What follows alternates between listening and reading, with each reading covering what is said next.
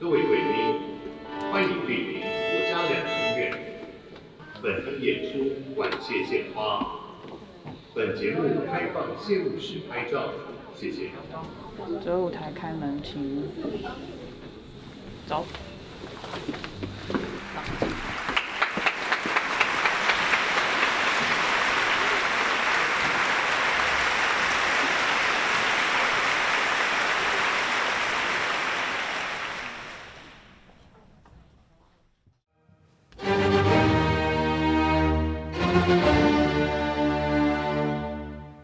这一次在演出贝多芬命运交响曲，我必须要带动大家对音乐的使命感，是抱着革命情节的这个态度。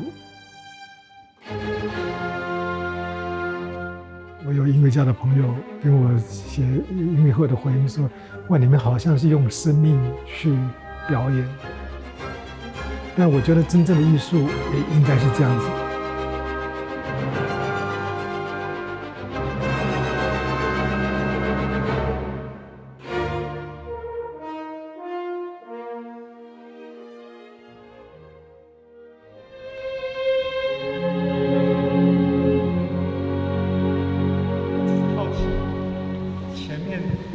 开始的时候都会特别比后面的慢，那个是不是？Taiwan Connection, or TC Orchestra, led by the music director Hu Naiyuan, specializes in playing classics without a conductor.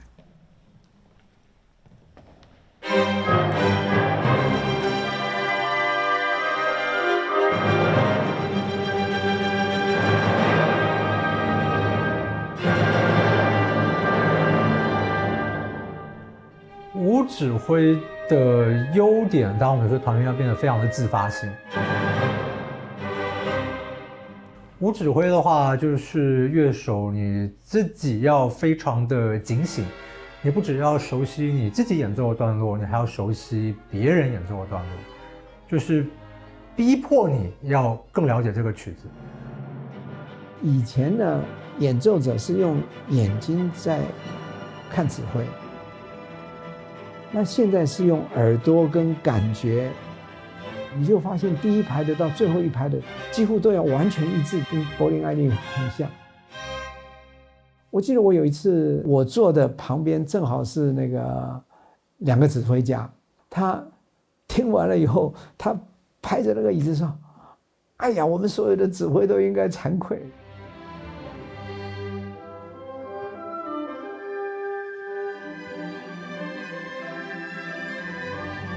没有指挥的表演，每个人都要扛那个责任。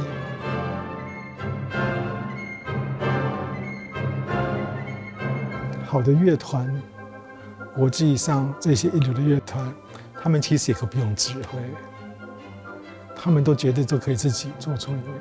但是那个国际乐团就是有不同的指挥来，那会有不一样的音乐的诠释哦。指挥的用处应该是在这里。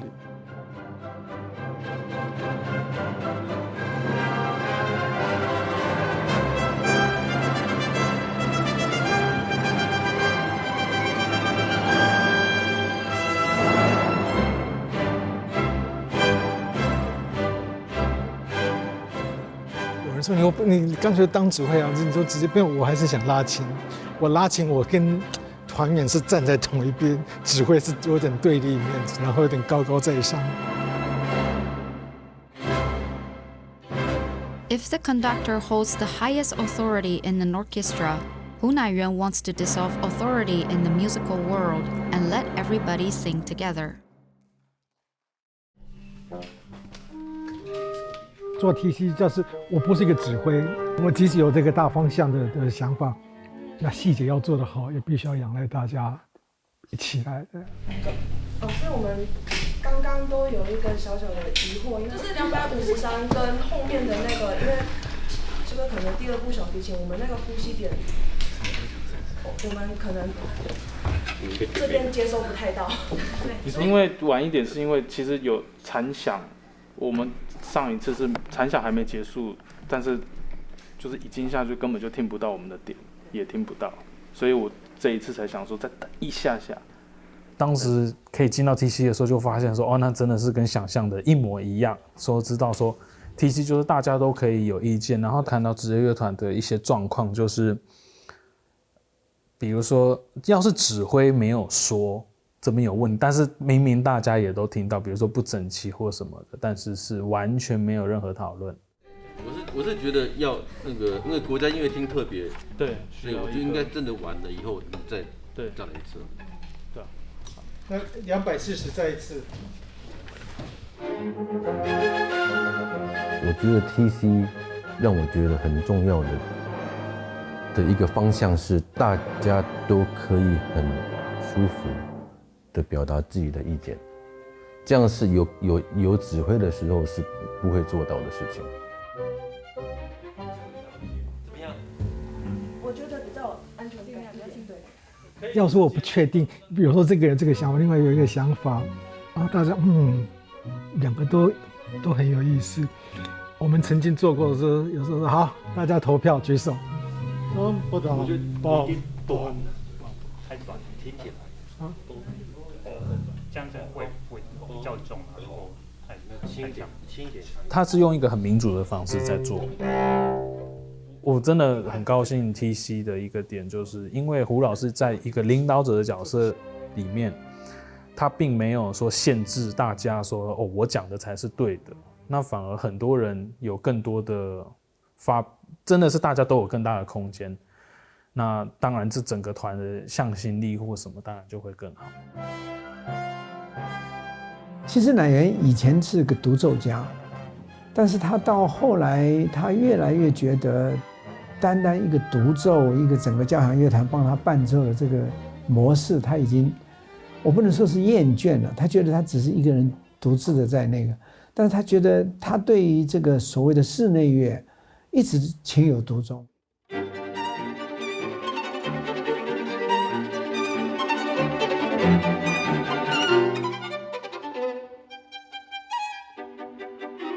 室内乐的演奏是没有指挥的，起先是弦乐的，但后来管弦一直加起来，他就发觉在那个过程当中，反而让音乐家找到了一种自由，一种自由跟一种共同在创造音乐的那种成就感。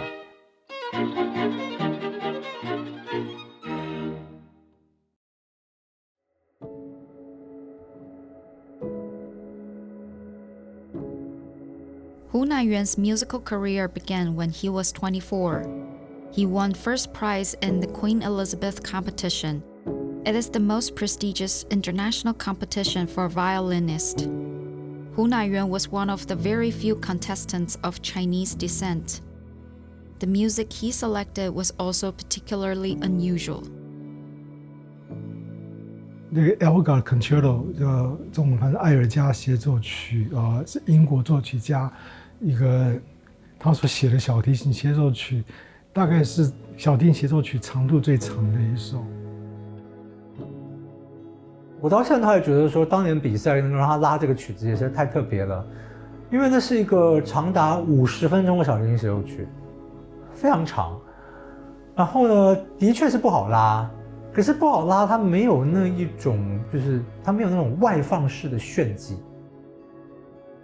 讲白一点来讲，对比赛来讲的话，我真的觉得是一个吃力不讨好的曲子。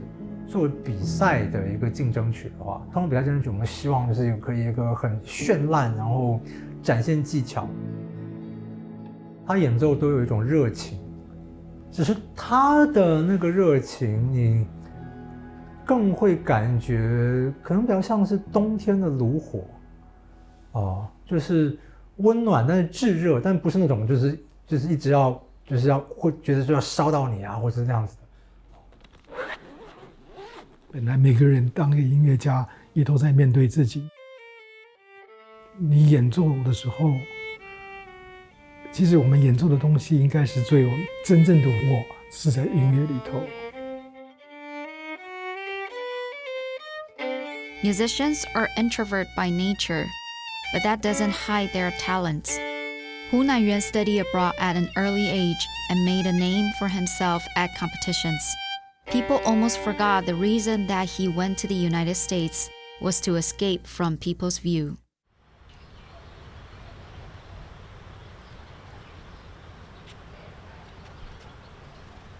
我记得小时候出来逛，会看这些树，总感觉这些老树好像有很多故事可以跟你分享。本来有一棵榕树，很古老的榕树，这个很漂亮，然后这个整个根什么这个都延伸出来。只是可惜几年前好像终于那棵树走了。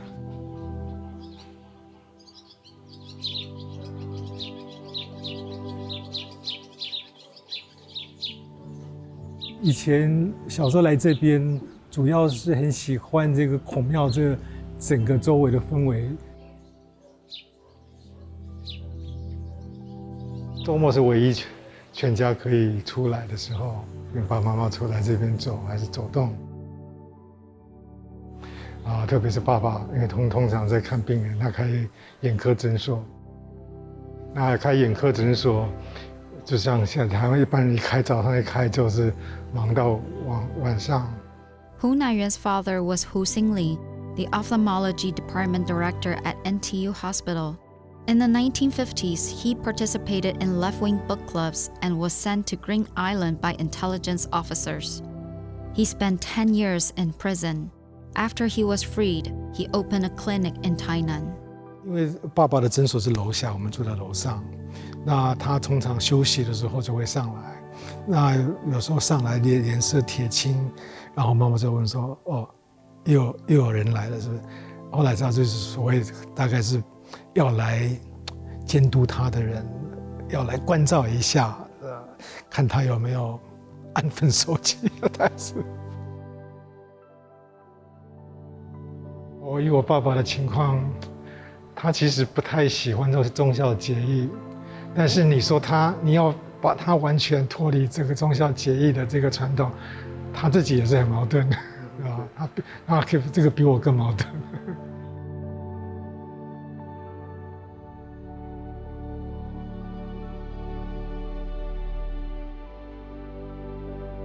我2个姐姐听说都比较辛苦，因为他们到了学校，有时候同学会对他们稍微有点要保持距离，就是大别的教授不要跟他们那个政治犯，那个是怕被拖累。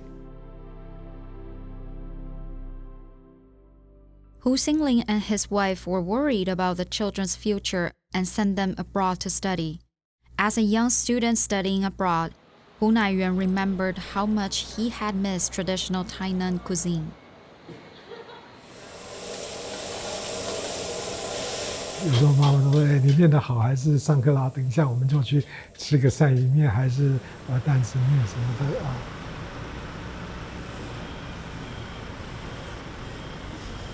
以前家在这一条街上，那这边以前是圆环，圆环里头有一些小吃，印象中比较深刻是有一家碗粿。这边的角落是小时候几乎天天去吃的鳝鱼面，不晓得天了，就是好像每个礼拜至少会去好几次的这个，然后有现宰的鳝鱼，然后它炒，然后有时候都等待它热的时候，鳝鱼丢进去，什么这个火就啪，那整个那你就知道那一排一定很好吃哦。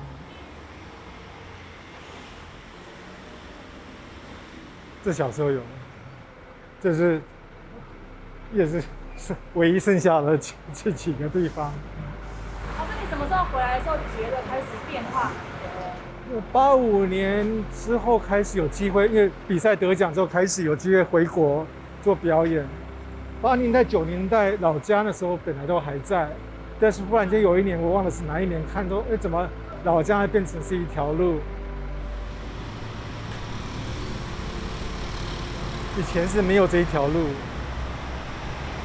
就看不到老建筑，因为那都是后来才盖的啊。以前的房子大概都是顶多是2楼、2层楼而已。在美国想到以前在台湾的美好的回忆的时候，当然会有一点心酸的感觉。我当然会想念家乡，想念家人啊。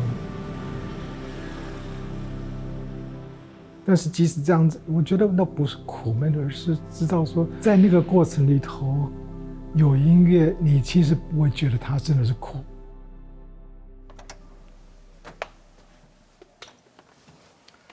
Studying alone in a foreign country, Hu Naiyuan supported himself with music. After the lifting of martial law, he had more opportunities to return to Taiwan. A chance invitation made him realize that music was more powerful than he had imagined. 我舅舅是李正元，他也是一届的老前辈。这碰到那个建国80周年的，就是国庆，然后我舅舅通常我回来都会找时间找我吃饭，就那一次都碰不到他，因为他忙着在台大医学院那边静坐跟100条刑法的这个学生老师们教授们一起在那边静坐。他那一次问我说：“我能不能去拉琴？”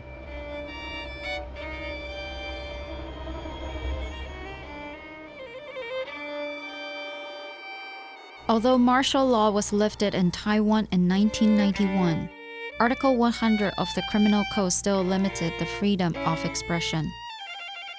A group of intellectuals, including Li Zhenyuan, organized a sit-in to abolish Article 100 of the Criminal Code. The crowd at the sit-in gathered near Taipei Eastgate and NTU Hospital and called for the end of military parades and malicious laws. They were close to the National Day military parade and they confronted the police. The conditions were intense. Hu Naiyuan brought his violin and played Bach Sonata for solo violin at the site of the sit-in. 做这个我也没什么，这个我只去拉一个巴哈的曲子给大家这个慰问。小提琴无伴奏的曲目，巴至少在心灵上有一种可以抚慰人心的作用。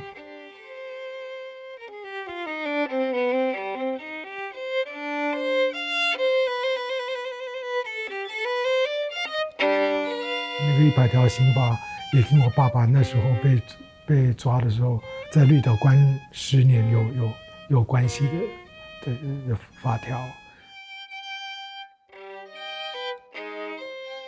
当你经历过那些年代，然后回头再看现在的台湾，你就会非常珍惜现在的台湾。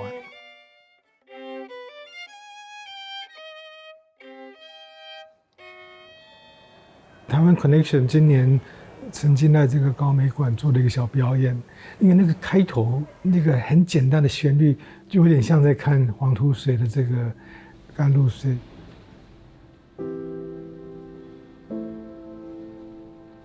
我觉得艺术品有时候很单纯，单纯本身其实有很多细节啊，从他脸部的表情跟他的身体的姿态。然后双脚是横跨着，我觉得那个意思，他黄土水用那个蚌壳旁边，好像有一个什么新的东西诞生。In 1921, Taiwanese artist Huang Tushui's Daughter of Nectar was selected for the Japanese Imperial Fine Arts Exhibition. In the same year, Jiang Weishui founded the Taiwanese Cultural Association.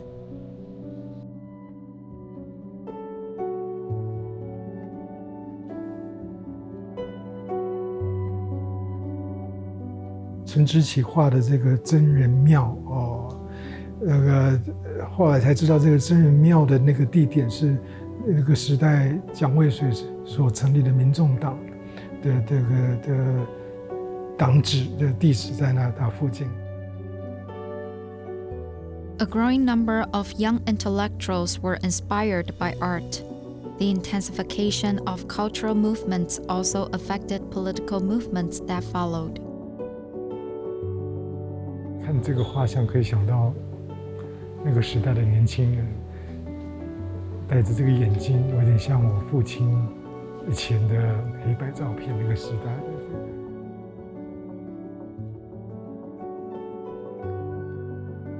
我觉得那是个时代画家从他们的作品，他们书写的一些文字里头，我觉得也让我觉得音乐家的对自己所做的音乐表演，对追求音乐的使命感，有时候需要提醒我们自己，在现在这个社会环境，我们也还是一样的要有这个使命感。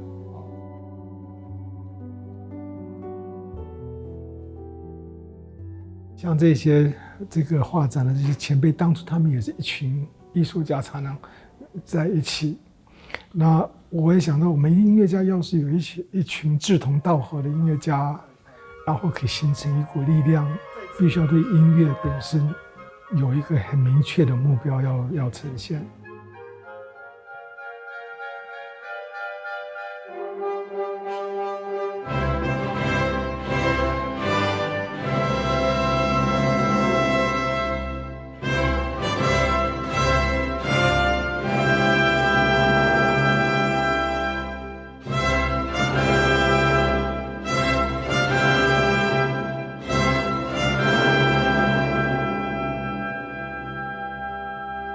所谓贝多芬第5号交响曲，其实是可以拍成一个电影。他是为了法国大革命，所谓要追求自由、平等跟博爱，但是第5号交响曲其实真的是针对自由。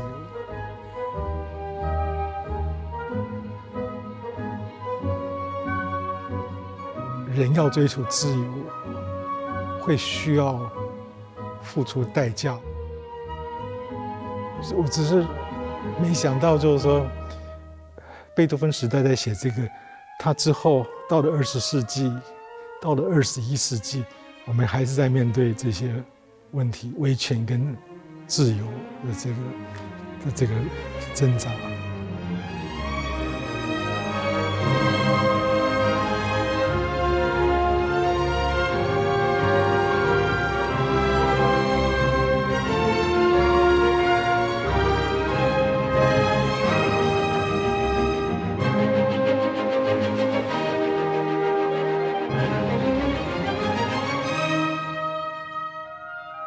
有时候大家问我说，古典音乐那么几百年、200多年前的音乐，为什么还需要一直在演？